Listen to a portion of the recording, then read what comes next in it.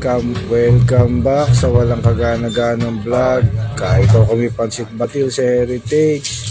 So, andyan na nga kami. Oh, yan yung simbahan ng Loma de Gato. Palatandaan niyang kanan ka lang dyan.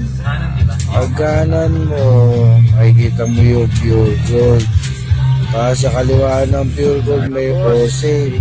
Ayan na nga yung lugar ng Pansit Batil na may Loma de Gato. Sikat daw to eh.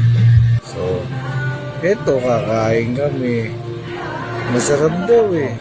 Oh, screenshot nyo na lang. Katamad eh. Sabihin ko pa ba yung presyo? Pero syempre, kasama ko yung buong barkada.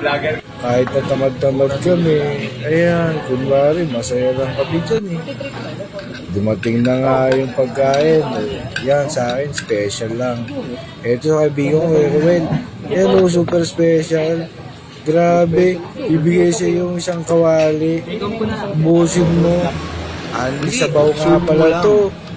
Ito yung, siyempre, partner ng Pansit Batil. At saka Anli sibuyas din. Manawa ka. Alam nyo, sa sobrang sarap nga nitong Pansit Batil doon, naiyak pa ako bago ako sumubo.